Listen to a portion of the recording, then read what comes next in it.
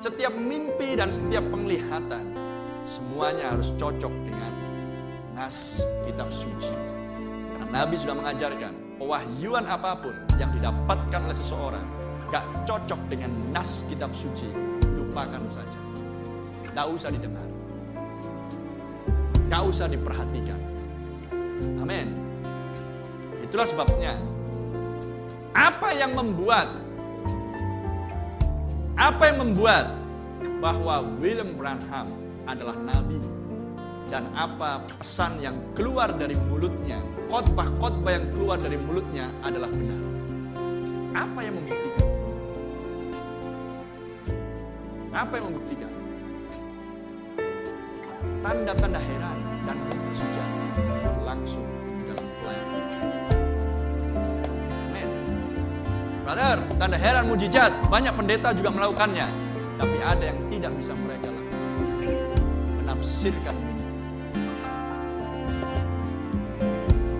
Amin. Penglihatan demi penglihatan. Oh, terpujilah nama Tuhan. Tunjukkan semua pendeta yang di muka bumi yang dipakai dengan heran luar biasa, yang punya penafsiran mimpi yang benar dan penglihatan. Maka jawabannya adalah tidak ada. Berapa lama itu? Hampir 2000 tahun. Tidak ada. Tidak ada pelayanan pendeta pengkhotbah hebat manapun yang memiliki pelayanan seperti dulunya Tuhan Yesus Kristus. Saya tekankan ini, mungkin ada yang menyaksikan di YouTube, supaya Anda jelas. Apa yang membuktikan khotbah-khotbah William Branham dan pengajarannya adalah benar adanya?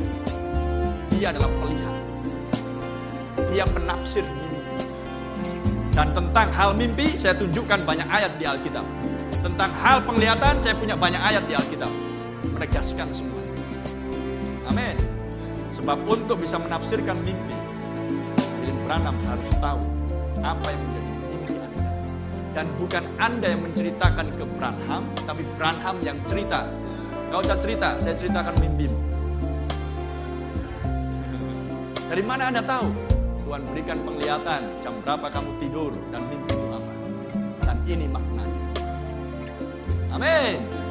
Bukan seorang yang datang kepada saya, Pastor, saya ada mimpi. Begini, begono begini. Artinya apa? Oh, itu maksudnya kamu akan diberkati. No. Bukan seperti itu. Kamu naik mobil Mercedes, itu artinya tidak lama lagi.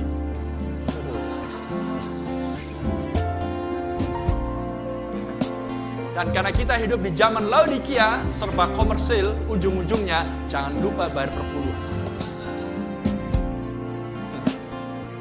No way.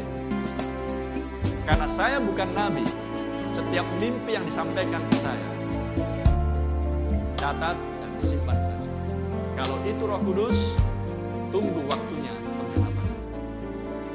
Tapi kalau ada nabi di sini, maka Anda boleh cerita ke dia. Ceritakan semuanya, atau nabi akan ngomong kepada Anda. Sudah saya dengarkan semua mimpimu, tapi ada bagian mimpimu yang gak kamu cerita. Dan ini bagian itu. Apa gak malu kan? Dan itu berlangsung di dalam pelayanan William Branham. Amin. Kenapa semua pelayanan Nabi, Tuhan Yesus dan para Rasul dimulai dengan hal-hal yang spektakuler dan supranatural? Adalah untuk membuktikan bahwa khotbah, pesan, pengajaran yang keluar dari mulut mereka di zamannya masing-masing adalah benar adanya. Nah ini di YouTube sekarang, seminar online, ya, akhir zaman, tentang kuda putih, tentang angka 666. Semua orang berlomba untuk menafsirkan dan menerangkan semua hal-hal yang dituliskan di kitab Wahyu. Itu di masa COVID-19. Sebelum masa COVID-19, berlombalah mereka di hotel, di ruko, di aula, di tempat-tempat umum, mengadakan seminar, pengajaran, berseri, 2 kali seminggu, dan seterusnya.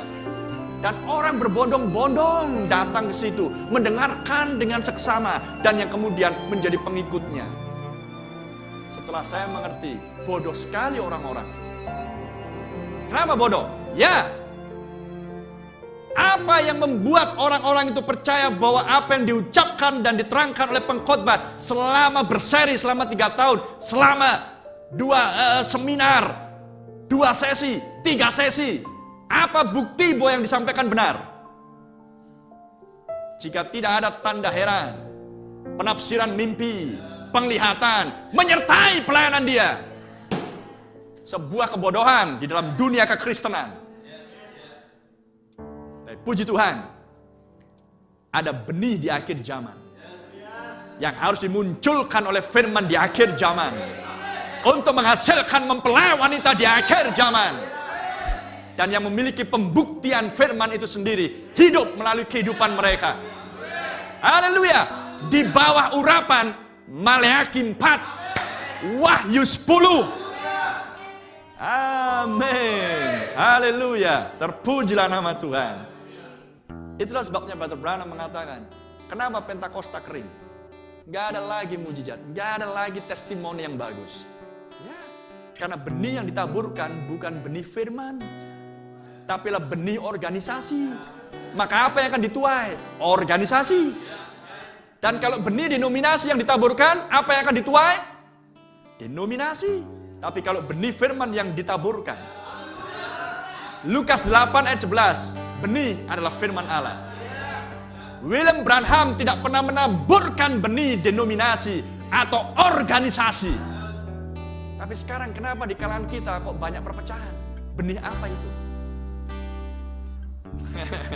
Benih pertentangan, benih ketidakcocokan. Siapa yang membawa benih pertentangan dan ketidakcocokan? Hanya satu oknumnya, Lucifer. Yesaya 14, dengan 5 ambisi kehendaknya. Oh, brother and sister, renungkan hal itu. Praise the Lord.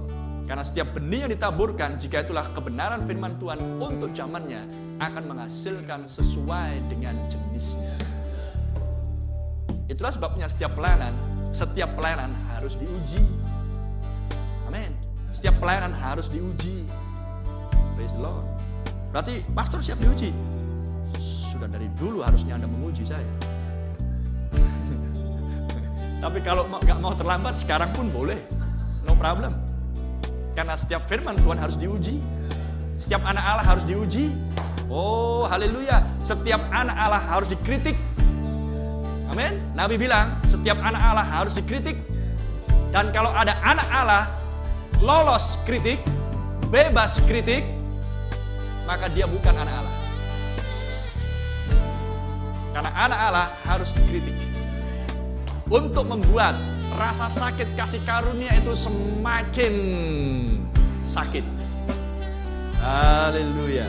Untuk membuktikan bahwa suatu hari kelak Anda akan tinggalkan tubuh yang fana ini. Amin. Kenapa kita melalui hal-hal itu? Ya, terlalu banyak kritik. Tapi apa respon Anda? Ada penguasaan diri? Membalas kritik dengan kritik? Amin. No way. Penebusan sepenuhnya